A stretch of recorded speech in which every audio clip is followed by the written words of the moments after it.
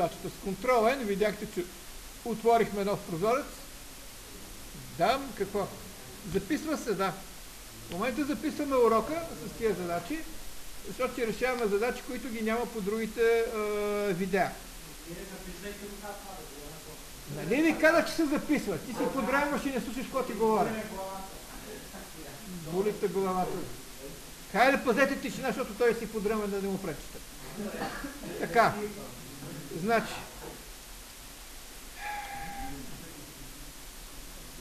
Първо трябва да си прочетеме условието на задачата.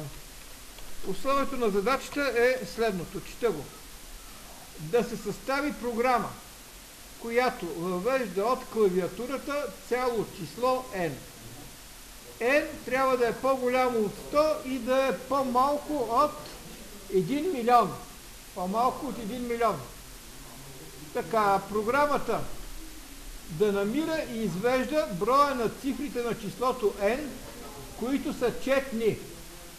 Значи трябва да преброим колко четни цифри има в едно число n, което е в интервала между 100 и 1 милион.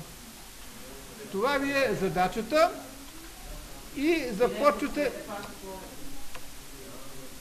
Чета още веднъж условието. Да се състави програма, която въвежда от клавиатурата цяло число n, като n е в интервала от 100 до 1 милион, програмата да намира и извежда броя на цифрите на числото n, които са четни. Достатъчно проста задача да можете и сами да решите без мене, защото имате тази подготвеност. Обаче аз ще ви я реша, защото така, ама пишете! Виждате, че аз пиша по клавиатурата и вие що не пишете. На първи и втори ред написах стандартните неща, когато трябва да въвеждаме и извеждаме нещо от екрана в административната библиотека и разни други работи. И ако не ви е срам да пишете по-бавно от един старец, питайте ме какво съм писал и да ви чакате. Да ви чакам. Така, значи, трябва да въвеждаме цяло число n, както виждате, декларирах си едно такова число. Ще го въвеждам от клавиатурата, което става, както знаете, с оператора SIN.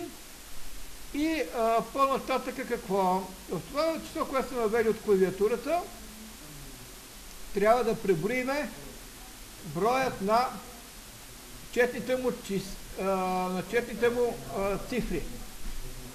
Така, до тук вече съм допуснал една грешка, някой ще ми каже ли каква е? Каква грешка съм допуснал до тук?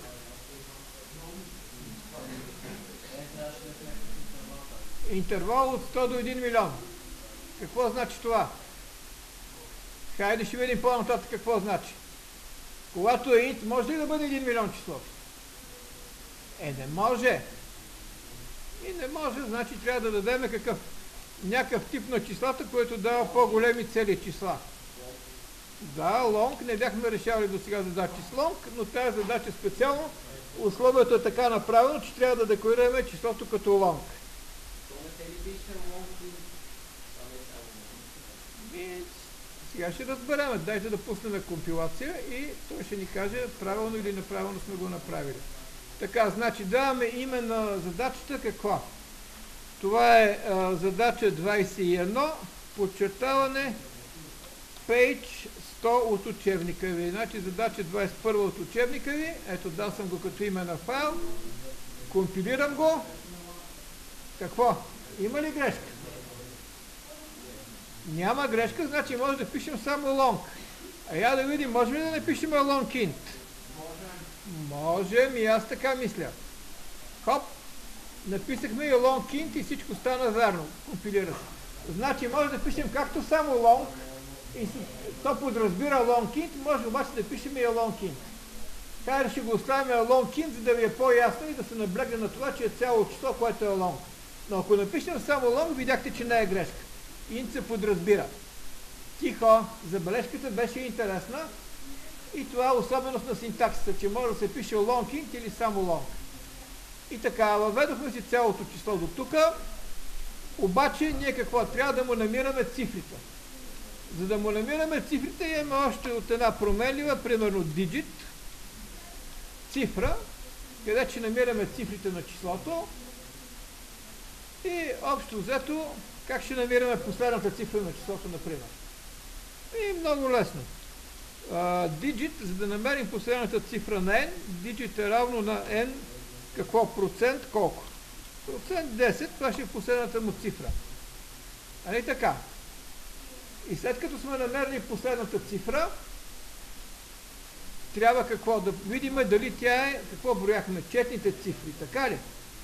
Значи, ако тази последна цифра, digit е четна, ако digit процент 2 е 0, ако се дели без остатък на 0, какво трябва да направим?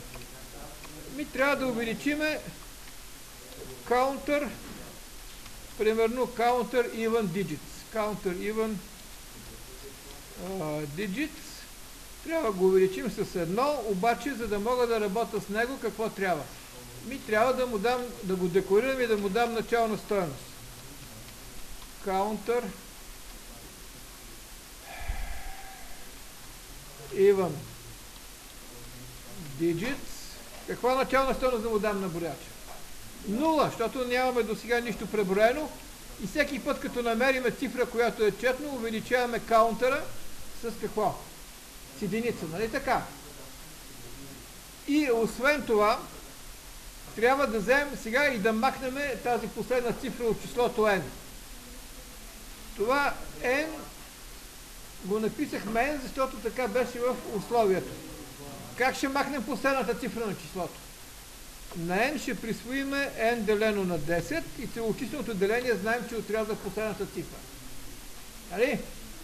Докато процент 10 ни даваше последната цифра, целочисленото деление отрязваме последната цифра и какво?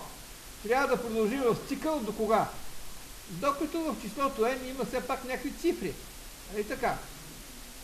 Значи, за да продължим в цикъл, може да направим какъв цикъл? Понеже n е по-голямо от 100 по условие, тихо. n е по-голямо от 100, значи ще има поне една цифра в числото и може да ползваме примерно цикъл do while. Ето го do. Тук ще ми е къде? Това ще ми е на do while. Ми е тялото на цикъла. Защо? Защото аз си намирам всеки път последната цифра, проверявам дали е четна, преброявам ако е четна и това нещо трябва да го продължавам до кога? Докато какво? Тихо. Сега тук имаме различни вариации. Може и да сбъркаме на първо писане на програмата, но да речем, че ще проверяваме докато n е различно от 0. Докато n е различно от 0. Защо? Защото режем цифра по цифра и не сме въвели водещи нули. Значи, когато се раздели точно на 10, остатъка от делението на 10 кога ще е 0? Примерно, ако сме имали 7 делено на 10, ще даде 0. Иначе сме свършили цифрите на числото, защото след това сме ги отрязали. И това общо взето се оказва, че ни е преброило четните цифри и трябва да отпечатаме какво? Трябва да отпечатаме изхода, който сме намерили с преброените до момента цифри. И печатаме го с един обикновен цял. Си отпечатаме резултата, който се намира къде? В променливата counter even digits. Counter even digits. Така, отпечатаме си резултата и трябва общо взето да спреме програмката за малко с System Pause и така. Програмата я спряхме и от тук нататък има ли нещо, което да сме сбъркали и да сме забравили? Като че ли няма. Четем входните данни, броиме тук от 7 до 14 ред, броиме четните цифри, една по една, ако са четни, като увеличаваме брояча и най-накрая отпечатаме този брояч, колко четни цифри сме направили и спираме за малко програмата да видим какво е станало. Сега, от тук нататък може да въведем някакво число. Ще въведем числото 67 000. Какво? 6, 7.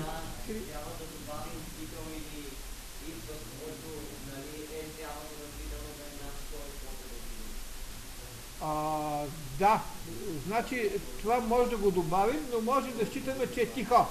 Може да считаме, че входните данни са верни и да въвеждаме една голяма входна данна. 673 491. Въвеждаме по този начин, както е в учебника, и то трябва да ни преброи колко. Ще има колко четни цифри. Те са 2. И наистина излязоха 2. Да не е толкова мърливо, може да сложим тук един endline. Тихо. Endline, кое не се отваря? Не знам. Пусни от менюто там, не с клавиши. Някой може да предефинира клавишите. Тихо. Значи, винаги някой може да ги предефинира клавишите и да се зададе проблем. Сега, обаче, в дадения случай, какво ще направя? За да разбера дали е важно това разсъждение за long, махам long, оставям int. И пускам програмата в този вариант, без да дефинирам long, штрак, и искам да видя какво ще стане с данните, които са ми дадени от учебника. Пак същите данни ги въвеждам. 673 491 и искам да видя дали ще ми даде правилен резултат. Че пак ми даде правилен резултат, неизвестно защо. Въпреки, че би трябвало да ми даде евентуално проблем. Може би аз съм направил програмата прекалено оптимално. Ама я да опитаме с нещо по-голямо. Какво голямо нещо да вземем? Ще вземем 999 982, едно по-голямо число, и пак намери 2. Значи може и без long да се реши програмата, обаче това е един пример, който се оказва, че по една случайност работи правилно. Така, това показва, че примера в учебника е лошо съставен, защото с синтове също работи верно. Мога и да обясня защо работи синтове примера верно. Защото като го разделиме, веднага влизаме в интервала, в който инта работи правилно и ние делим процент 10 делено на 10 и веднага навлизаме в интервала за правилно работене на интове. За да сгафи програмата с интове, какво трябва да направим? Трябва да ведем нещо по-голямо от 1 милион. Значи, да, 999, това е 1 милион, 9 милиона 999, ама аз ще напиша 99 милиона. И я да видим сега. Пак не може да сгафи. Нещо процесора не ще да гафи. Защо ли защо? Хайде обяснете ми сега защо, въпреки големите числа, процесора продължава да смята вярно с син. Може, да. Аз искам да помисля защо не може да сгафим програмата. Защо не може да сгафим програмата? Защото C++ има различни големини на интовете, в зависимост от процесора, на който работите. Вашите процесори са 64 битове и имате по-голям инт и не може, например, в учебника да сгафи. Когато е бил описан учебника, процесорите са били 32 битови и за големината на 32 битов инт ще сгафи. Но понеже сте на 64 битови процесори, тук обхвата на инта е много по-голям и затова примерите. Уточнението, повтарям, беше в девелопърското си имената на файловете не трябва да имате интервали и кирилица, защото компилацията почва да се държи странно и да не работи правилно. Значи, щом на всички им е ясно как работи тази програма. Добавяме ново подусловие за евентуално шестица, ако някой реши подусловието, а то е такова. Да се намери сумата от нечетните цифри на числото. Значи преброявате четните цифри, а нечетните цифри трябва да им намерите сумата и да я отпечатате. Хайде.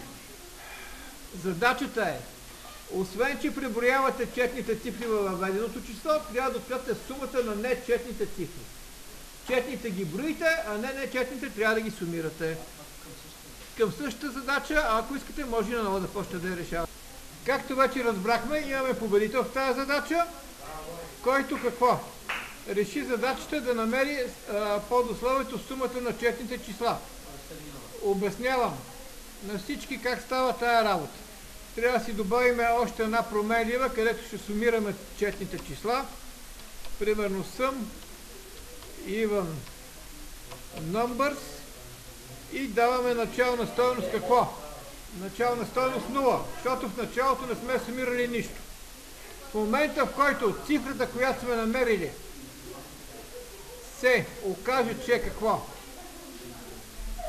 Всъщност ние сумираме тихо, сумираме нечетните числа, значи имаме sum of the numbers, няма да се надвикам с вас. Да напиши ли двойки на тия, които си решили подусловите на задача? С малко. Така, sum of the numbers, който е 0, къде ще натрупаме сумата на тези числа, които не са какво? Четни. И ако цифрата е четно число, увеличаваме брояча, казахме. Ако не е четно число, ще добавяме към ODD numbers, към тази натрупана сума, какво ще добавим? И ще добавим новата цифра, която до сега не сме сумирали. Новата цифра се намира в променливата къде? Digit. И най-накрая трябва да отпечатаме какво? Освен сумата на четните числа, трябва да си допечатаме в endline така намерената какво? Сума на нечетните цифри. Sum of the numbers или по-точно digits. И сега какво стана с програмата ми? Ще работи ли така? Ще работи, ама друг път. Вие даже не внимавате, че има грешка в програмата. Каква ми е грешката? Някой ще каже ли? Каква грешка съм направил? Sum of the digits е една измишлятина, която не е декорирана, няма стойност и не се ползва. И за тази цел какво трябва да направя? Трябва да направя съответните промени на съответните места, които са къде? Къде правих промени? Правих промени в 6 и 14 ред за тия, които си поспиват и не пишат толкова бързо като мене. И да видим сега какво сме направили. Въвеждаме едно число, примерно 234. 234, колко четни числа има? Две цифри четни има, 2 и 4. А не четните, сумата има 3. Еми да опитаме с нещо по-така едричко, като 2341. Имаме две четни числа, 2 и 4, а сумата на нечетните 3 плюс 1, колко прави? Пак 4 прави, значи програмата работи до тук вярно. Въпроси има ли? И така, чета условието на задачата. Да се състави програма, която въвежда от клавиатурата цяло число n и след него n на брой цели числа.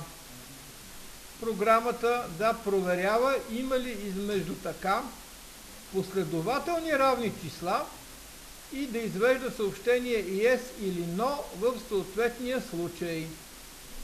Например, въвели сме числото 4 и след това сме въвели числото 3723.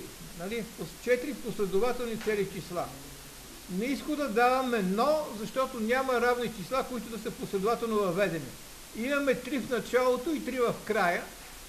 3723. Това сме въвеждали, ама те не са последователни и затова програмата дава но. Докато ако сме въвели примерно 7 и сме въвели числата 15, 2, 2, 2, 4, 2, 19, на изхода ще трябва да отпечатаме yes. Т.е. има последователно въведени цели числа. Ясна ли е задачката? Да прочита ли още веднъж условието? Значи още веднъж чета условието. Въвеждаме от клавиатурата цяло число n. И след това въвеждаме n на брой цели числа. Коментирам какво? n означава колко пъти ще повтаряме действието въвеждане на цяло число, т.е. имаме брой на повторенията в един цикъл. След това пише програмата да проверява има ли измежду тях последователни равни числа и извежда съобщение yes или no в съответния случай, в зависимост дали има или няма последователни и равни цели числа. Това е. Стана ли ясна задача? Добре. Хайде сега почваме да съставяме програмата. Пускате си девелопърското си, Ctrl-N да си отворите един нов прозорец и пишеме include stream.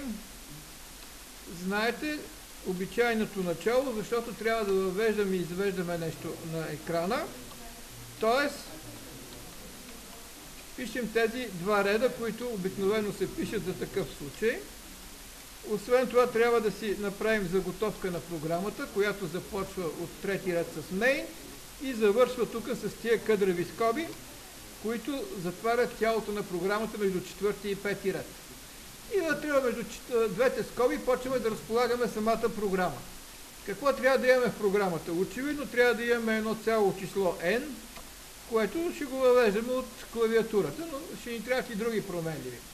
И лесната работа е, че с оператора за въвеждане, CIN, въвеждаме в n някаква стойност, въвеждаме от клавиатурата, запазва се като стойност на променливата n.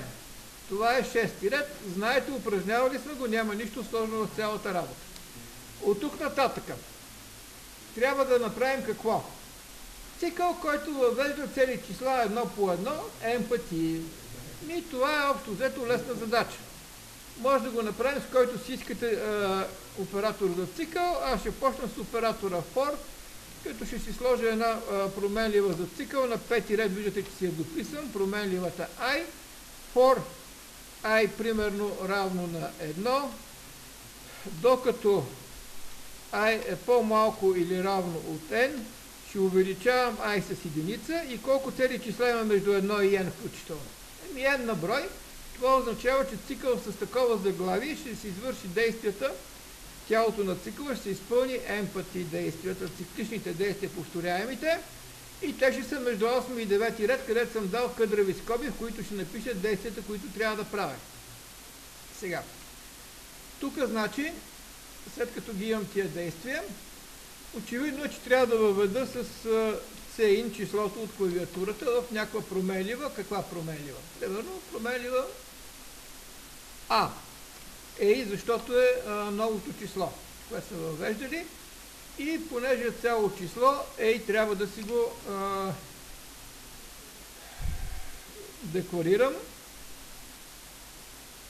като цяло число и още едно цяло число, старото цяло число, а ще го кръста alt.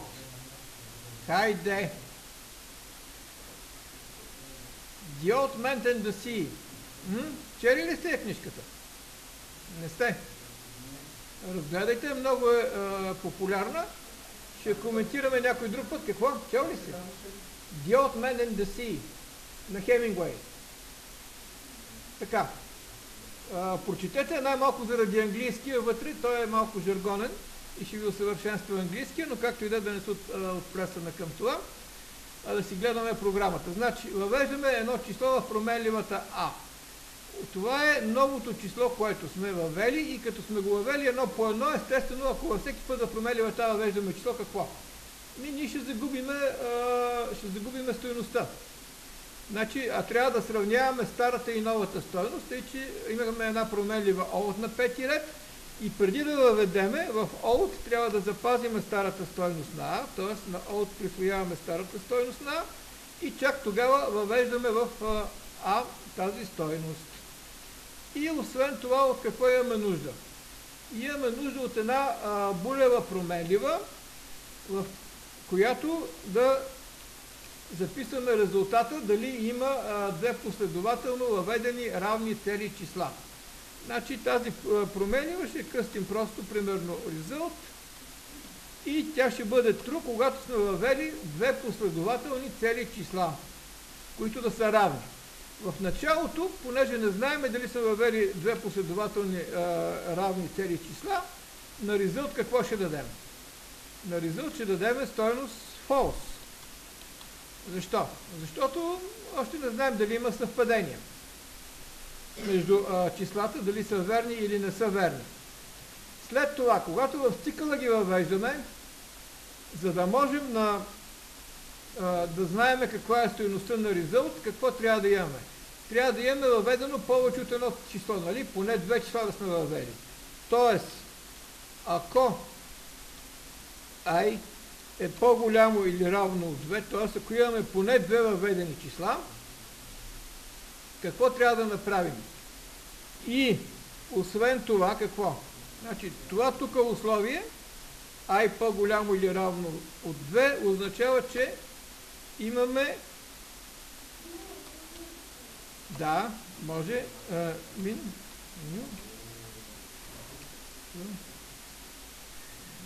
значи имаме минимално две нови числа.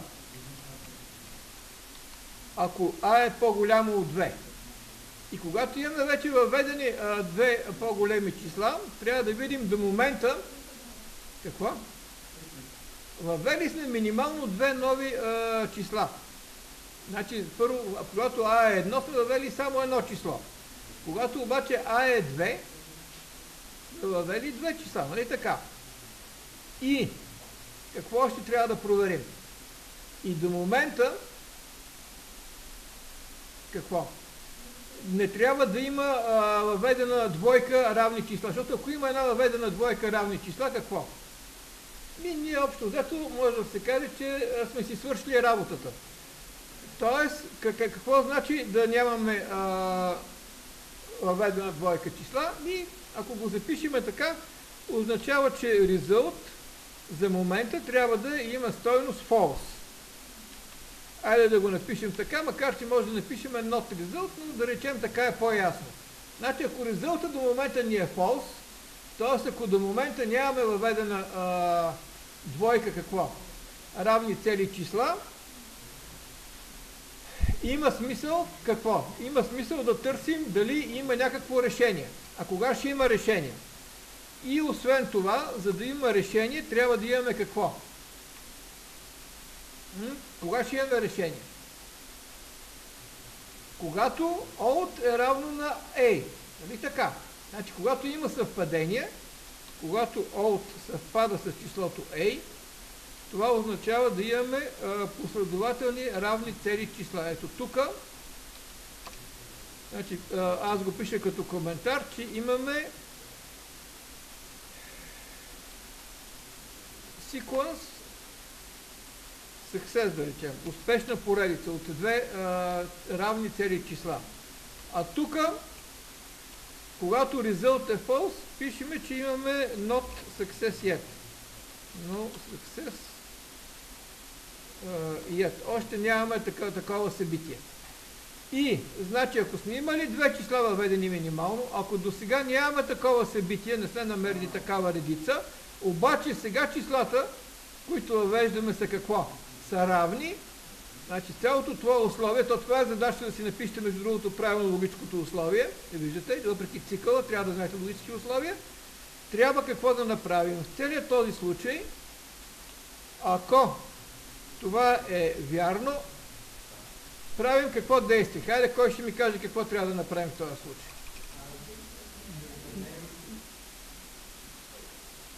Да, може да изведем yes. Какво? Не, правилно е. Можем да изведем yes. Добре, хайде, щом така считате, че е правилно, така ще направим. Аз имам предвид малко по-друго решение, но щом това ви идва като най-естествено решение, ще изведем yes. Нали така? Значи в този случай извеждаме yes. След това какво правим? Записваме новата стойност, ще да стане стара, въвеждаме на нейно място нова стойност и продължаваме да завъртаме цикъла и да търсиме какво? Да търсиме успешна поредица от числа, т.е. да има две равни числа, обаче вече да не сме намирали такава успешна поредица, значи те може да са повече от една успешните поредици, но нас ни интересува да има поне една успешна поредица.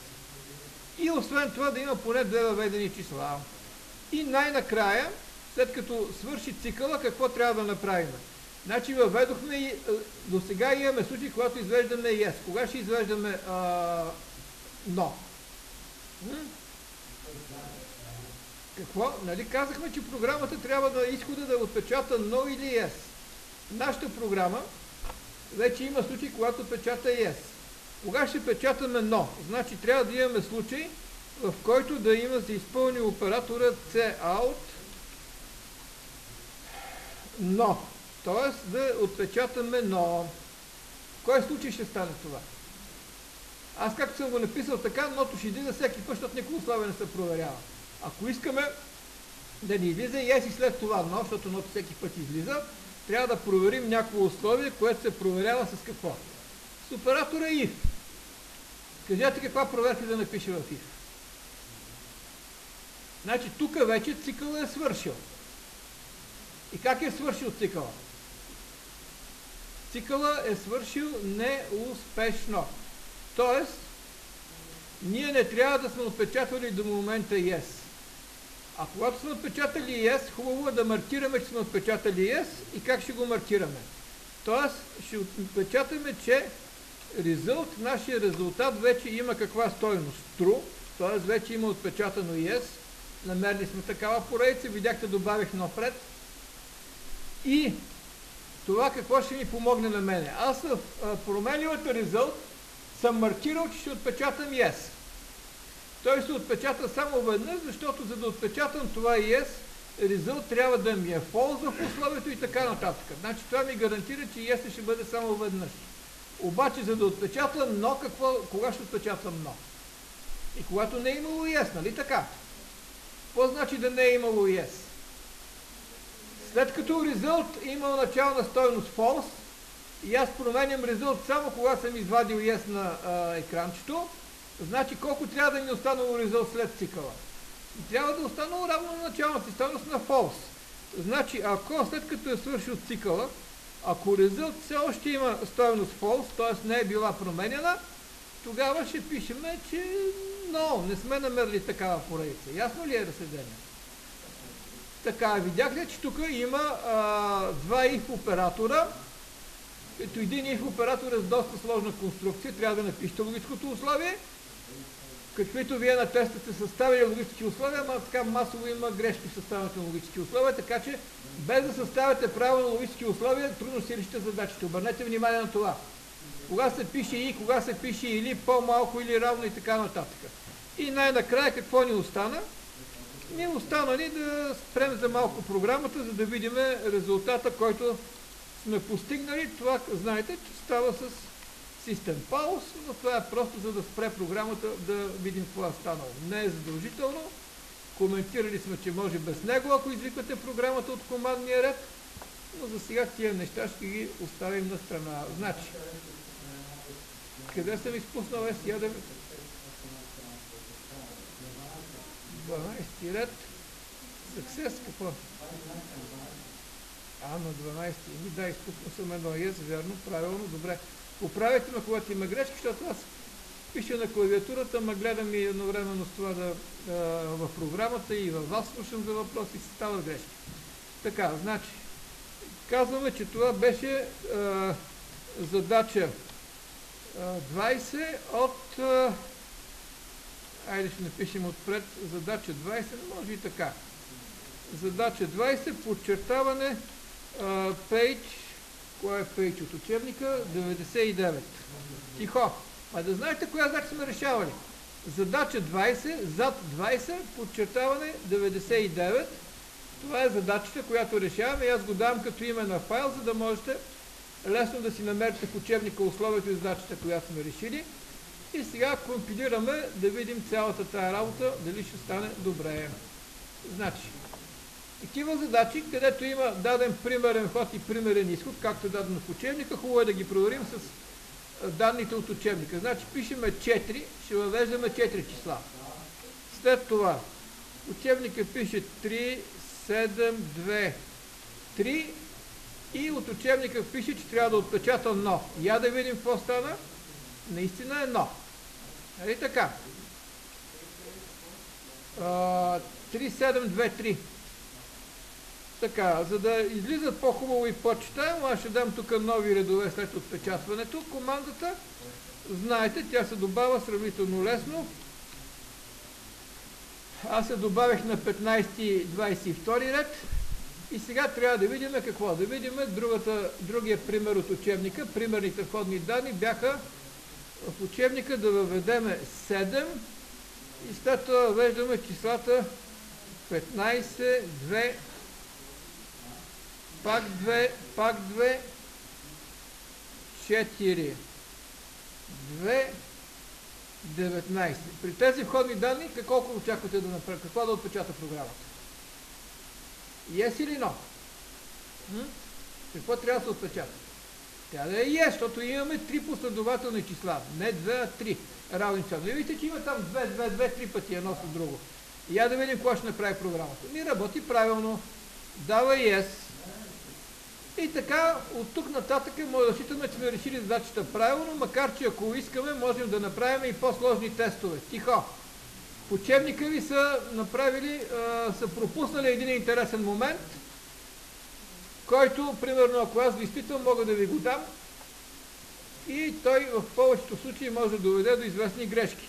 Например, може да кажем, че се въвежда само едно число и това число е 6. Колко трябва да отпечата програмата? Я да видим сега някой разбрави логиката на програмата. False, да, правилно. Правилен отговор за втори път, но излиза false. False или no. Общо взето, правилно сте разбрали логиката на програмата до тук. Има ли въпроси? Не. Какво? Ами нали до сега пускахме как работи? На вашия, добре, пуснете го и на вашия код. Моля? Задача 20, page 99. Страница 99. Да.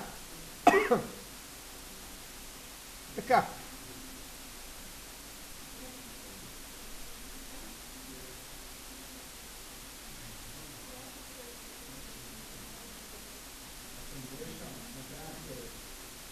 На 13-ти ред.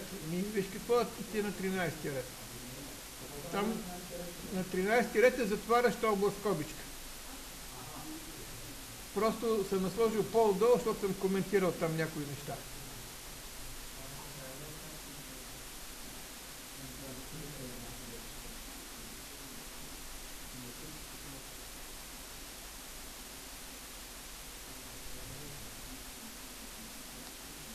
Така. Готови ли сте? Ами, сложи си точки и запетая на 22 ред.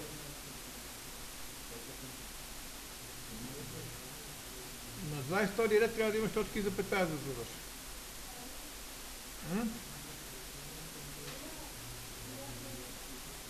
Други проблеми? Нямате. След като програмите ви тръгнаха, навсякъде, обяснявам още веднъж съвсем накратко програмата, ако някой се чуди защо му работи програмата. Значи, първо, идеята е, че имаме една променлива result, която маркираме дали сме намерили такава последователност или не. Тази променлива result, началото е false, защото нищо не сме въвели и очевидно нямаме намерена последователност от какво? От две равни числа. Освен това имаме две променливи, това е числото, което въвеждаме, текущото, и О, това е предишната стойност на А, която ще загубиме, когато въведеме нова стойност на А. Нали? Знаете, че при присвояване и въвеждане на нова стойност губи се старата и за да не я губиме имаме една променлива old. Тази променлива old, виждате, че на 18 ред даваме стойността на А и чак тогава с chain затриваме стойността на А, старата, и слагаме нова стойност. Тоест, винаги в old и A, двойката old A са двойка числа, които са последно въведени. Значи имате една двойка числа old и A, които са последно въведените две числа и те винаги ще се сменят, че в A ще е последно въведеното число, а в O ще е предпоследното въведено число. И това е идеята, която е заредена в 18 и 19 ред. Тази идея за двойка гонищи се числа, които се въвеждат, се използва и при решаването на други задачи. Например, задачата за числата на Фибоначи или задачата за числата на Трибоначи, където пък има тройка последно въведени числа. За тия задачи на Фибоначи и Трибоначи имате в YouTube качени филмчета, обяснени са, но там е същата идея. Значи последно въведените числа се сравняват за някакво условие и се прави с тях някакво действие, защото те са нужни в цикъла.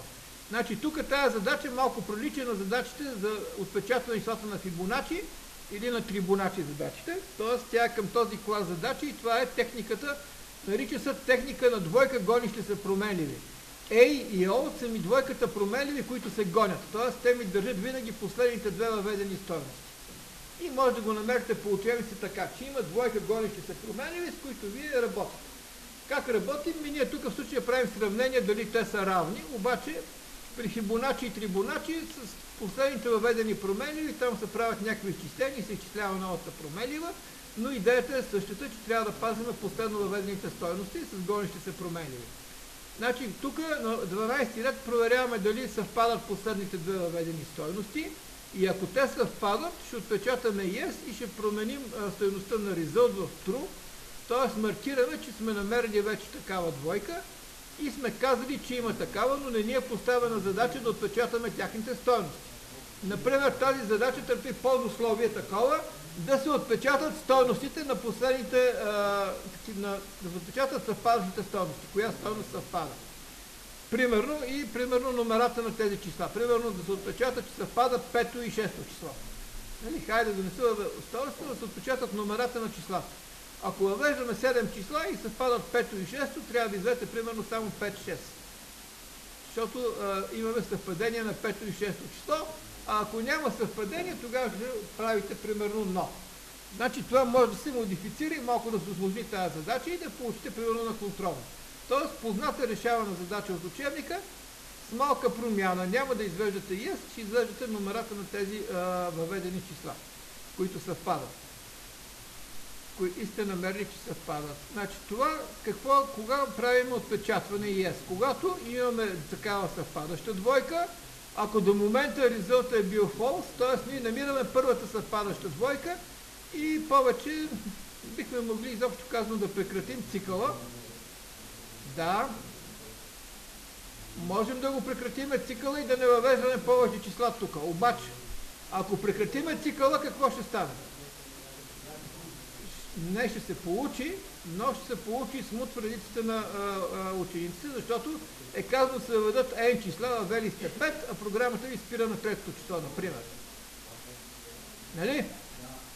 И ще си мислят, че имат грешка и може да не са сигурни, че има право на програмата и да извикат господина да им пише 6, но всъщност правилното е още в момента да прекратиме изпълнението. Защо? Защото сме си решили задачата и няма смисъл да продължаваме нататък. Как се прекратява изпълнението на една програма? Прекратява се по различни начини, обаче хайде ще ви кажа начина, по който ние сме учили. Може да прекратим цикъла. Как се прекратява цикъл? С кой оператор? Кой каза брейк? Точно така, брейк от кофи брейк. Обяснявали сме го. Ето написваме ми тук един брейк. Вижте го. И аз прекратих програмата веднага, щом намерих резултат, защото е безмислено да въвеждам още числа и да се тормозя да ги въвеждам. И айде сега да видим какво стана в този случай. Значи, променил съм действието на програмата, когато имаме успешен ход. Казано е в учебника да въведеме 7 за брой на числата седмица и след това въвеждаме числата 15. След това, примерно, трябва да въведеме какво? Учебника ги дава с интервал въведение, ама може да не ги въвеждаме с интервал, да слагаме ентери. 2, 2, 2, 4, 2, 19. Ето въведо ги както са по учебника. И това е малко кофти. Защо? Защото сега като натисна Enter, програмата пак ни пише yes, но кога прочете числата? Програмата, забележете, прочете числата след като натиснах Enter. Докато, хайде да погледнем тази програма още веднъж как работи. Сега ще направя следното. Въвеждам 7 числа и не ги въвеждам с интервал като в учебника, пише 15 Enter, което също е допустимо. 2 Enter, 2 Enter и хоп, програмата какво? Програмата ме прекъсна с yes веднага, когато намери двойката съвпадащи числа 2-2. И не ми даде възможност изобщо да въведа останалите числа. Защо? Защото е излишно. Значи сега програмата работи по-бързо и ние бачкаме по-малко. не въвеждаме излишно много числа. Защото програмата ги докопва числата, след като натисне Enter и почва да ги обработва. Но сега се вижда, че програмата просто по-бързо приключва. И пак приключва с правилен резултат. Но не ни дава възможност да въведем останалите числа, защото ми няма смисъл да ги въвеждаме. Ние вече сме видяли, че задачата има решение и сме го дали решението. Първата съвпадаща двойка. Стана ли ясно сега от тия разяснения как работи програмата? Добре. Значи, за да решим новата задача, отваряме си какво?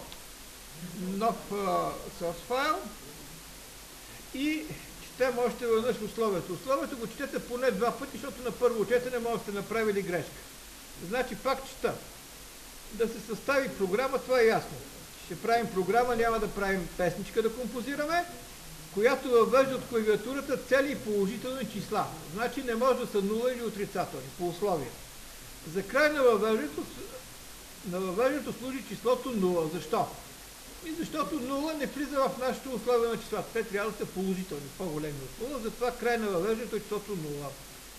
Програмата да намира и извежда най-голямото от тях, което е нечетно число.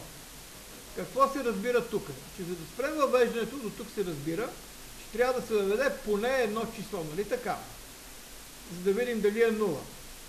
И да имаме край на въвеждане. Тоест, поне цикъла, който повтаряме въвеждането на число, ще се изпълни поне веднъж. Кои цикли се изпълняха поне веднъж?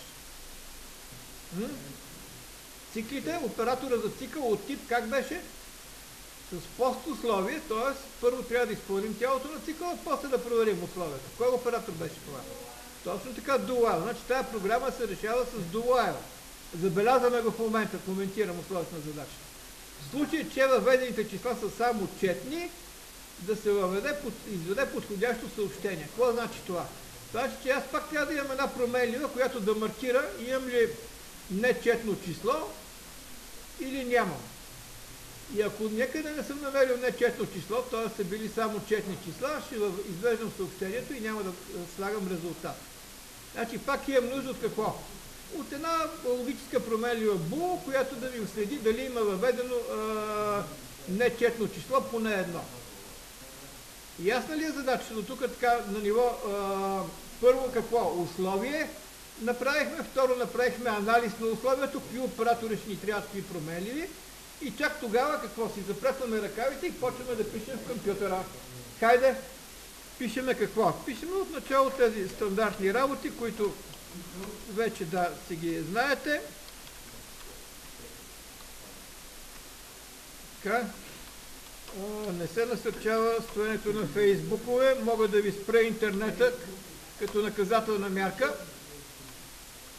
Момчета, за вас говоря и аз наистина ще го спра на медрената.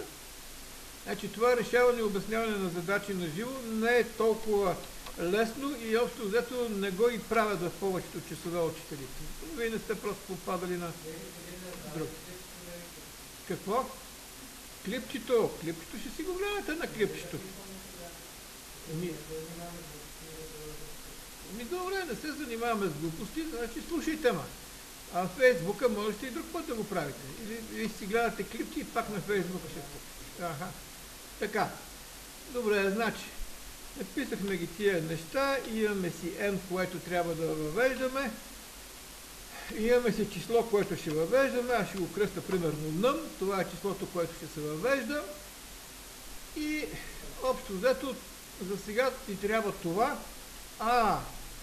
И още една, казахме, трябва да имаме логическа променлива. Обявяваме като bool и ще й даме името, примерно, дали сме намерили find, намерили ли сме какво? Нечетно число. Нечетните числа бяха ODD, find ODD, т.е. има ли нечетно число и естествено в началото, когато не сме въвели нищо, нормално тя да е false, защото нищо не сме въвели и не знаем какво е. Така. И така. До тук е ясно. Сега, остава да почнем да въвеждаме числата и да работим по условието. Казахме, че ще стане с цикъл. Вие познахте, че цикъла ще е какъв? Do while. Тук написах един празен do while и докато не съм забравил, ще сложа System пауза. Така. И цялата тази работа имаме какво? Do while. До кога ще се изпълнява това число? Do while. Значи в do while трябва да сложим, чакайте сега, тяло на цикъла не сме сложили, ето с такива скобки. И в тялото на цикъла трябва най-малкото да въведеме числото. Значи с CIN трябва да въведеме числото в num. Казахме, че там се въвежда и цикъла до кога ще се изпълнява. Докато num, да, е различно от 0. Значи въведем ли 0, ще спреме. Num не равно на 0, ето така се пише, докато num е различно от 0. Ще се върти цикъла. Въвели сме в CIN числото. След това, какво трябва да проверим числото? Дали числото изобщо казано е какво? Дали е нечетно? Нали така? Как ще го проверим с if? If num остатъка отделение на 2 трябва да е различен от 0 или равен на 1, все едно. Значи, айде да пишем различен от 0 или равен на 1, мисля, че едното и другото е вярно. И ако числото е нечетно, какво правим? И правим няколко неща. Първо, трябва да си дадем стойност true на променливата какво? Че сме намерили нечетно число. Как ще дадем стойност true на тая променлива? Еми на find ODD присвояваме стойност true по най-лесния начин и дадохме стойност true, нали така? Тоест имаме намерено поне едно нечетно число и сега трябва да видим кои нечетни числа ни вършат работа. Значи пак си четам условието и пише програмата да извежда, да намира и извежда, тя ако не го намерила не може да го изведе, най-голямото от тези числа, което е нечетно обаче. Значи имаме нужда от още една променлива max за максимално число, на максимално нечетно число, max ODD, което за начална стойност колко ще има? Ще има 0, защото ние знаем, че измаме само положителни числа, нали? Тоест max ODD не би трябвало да е 0 в никой случай.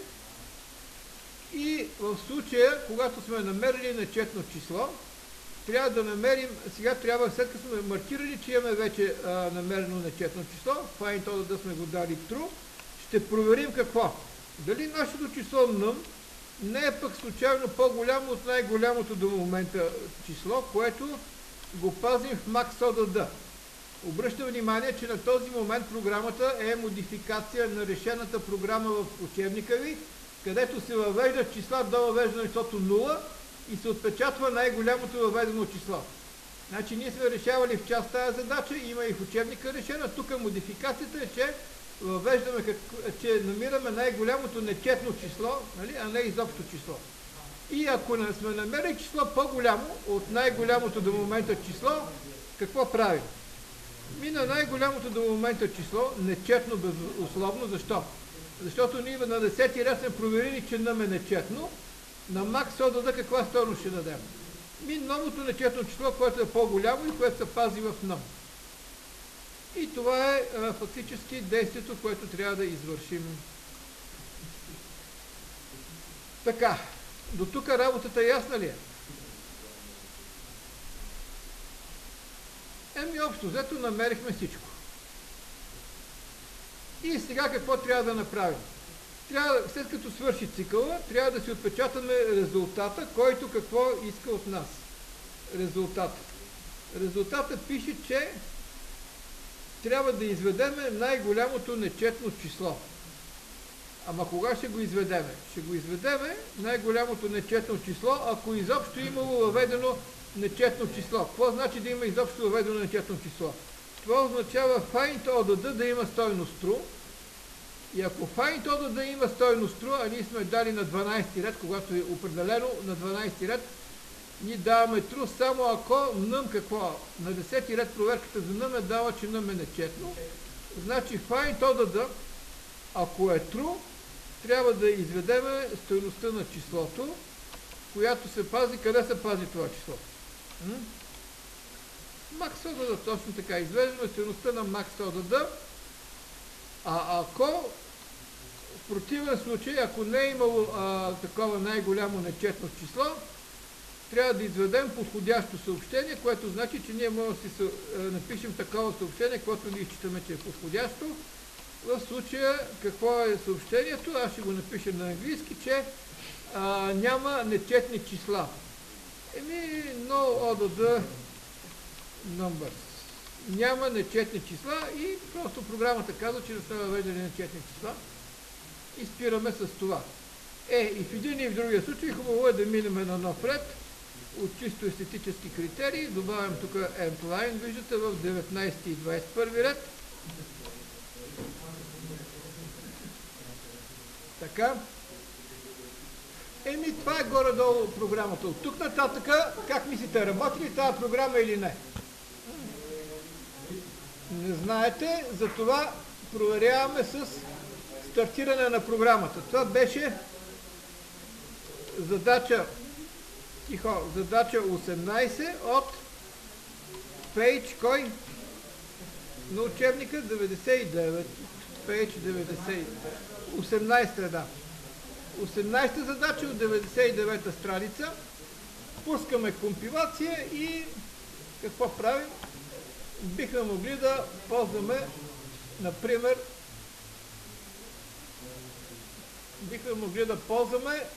стандартните примери от учебника. Например, 18-та, да. На 99-та, да. Страница, значи тук в учебника има един пример, въвеждаме 2, 4, 18, 33, 96, 7 и за край на въвеждането какво въвеждаме? 0. И какво се очаква да изведе програмата? Я кажете, колко трябва да изведе сега програмата? 33, точно така, най-голямото нечетно число и тя наистина го изведе. Значи, добре, сега ще дойда да видя.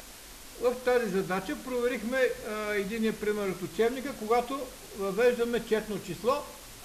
Нечетно число, нали има, и тя наистина намира най-голямото нечетно число. Сега ще опитаме да въведем само четни числа.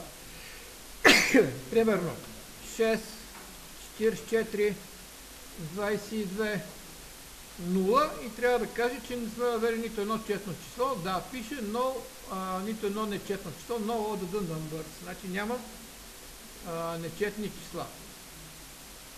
Макар, че това множествено число, как мислите, дали не е по-добре да го махнем? No ODD number. Да.